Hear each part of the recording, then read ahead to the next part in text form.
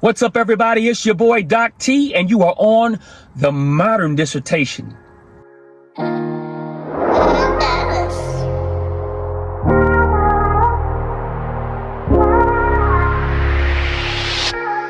So I recently read a book by J. Kent Edwards called Deep Preaching, Going Beyond the Superficial. Or deep preaching, sermons, creating sermons that go beyond the superficial. And again, the author's name is J. Kent Edwards. The reason I chose this book is simple. I wanted to know what he meant by the phrase deep preaching. When I was a young lad coming up in the Baptist, this goes way back to my Baptist church on past my time at Mount Pilgrim Missionary Baptist Church when I was a kid, past my time in college, when I began to be trained up in ministry by the late Dr. Ann Hardman at River of Life International in Asheville, North Carolina. And we had a phrase called revelatory preaching. And I wanted to know if his phrase called deep preaching was similar or the same as what we called revelatory preaching. Now, you might have heard that phrase before, but the way we defined it, we came up with our own definition, was a sermon or some type of teaching that made you go,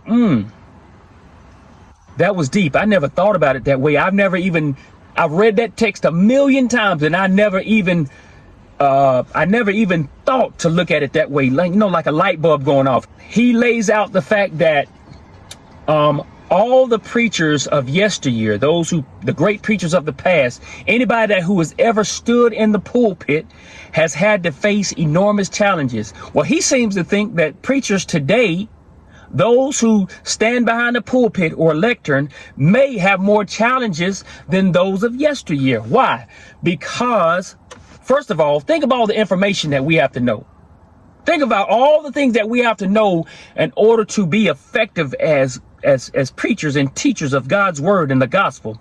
We have to know about the ancient text. We have to know about ancient history, ancient Near Eastern history, the culture of the people. Not only the thoughts and intents, the exegesis, the thoughts and intents of the original writer or the original speaker of the text, but the original, how the original audience would have received that text at the time they were reading or hearing it. In chapter 1, he talks about the fact that fads come and go. Fads. Who remembers tie-dyed shirts?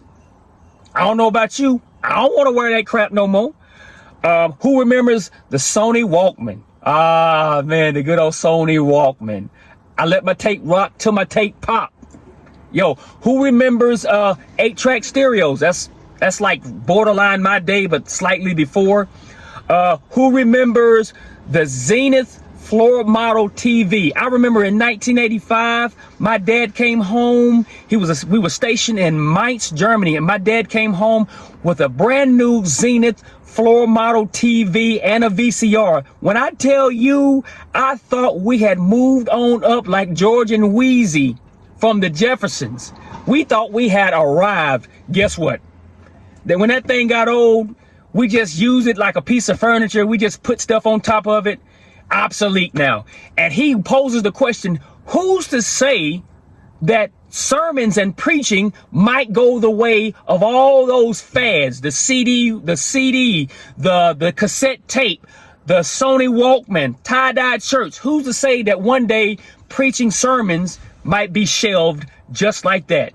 He goes on to list a bunch of preachers of the past, of way back in the day. A guy by the name of John Chrysostom. I'm probably butchering his name, but how he's considered one of the greatest biblical preaching orators of all time. In AD 398, he preached against the sins of the Roman Empire.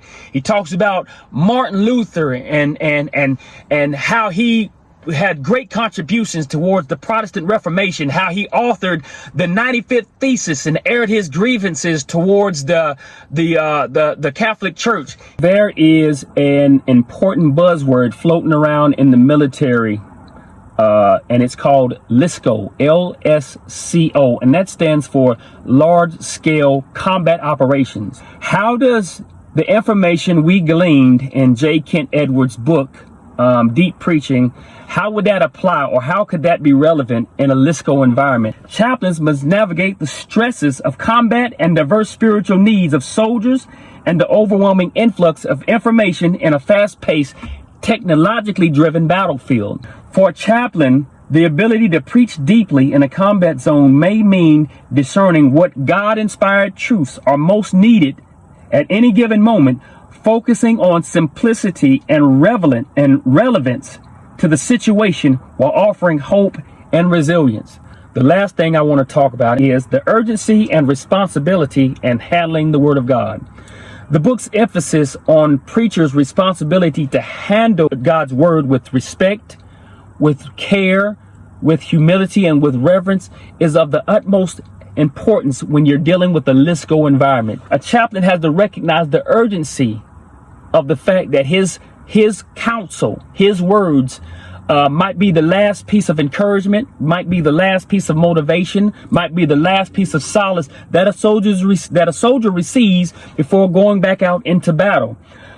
It's not about the depth of theology. It's not about the mechanics and homiletics of the words that we say, but it's about the spirit behind what we offer to our soldiers. We offer life-sustaining hope, courage, and clarity in the fog of war. And I don't know about you, but just thinking about a LISCO environment makes me anxious, and I want to receive all of the encouragement that I can get. I'm reminded of a poem that goes like this: "Be strong, for we are not here to play dream or drift. We have hard work to do and heavy loads to lift. Shun not the struggle, for it is God's gift. Be strong, be strong, be strong." I think that about covers it. I'm Doc T, aka Chaplain Lynch. This is your modern dissertation. God bless you, and I'm out.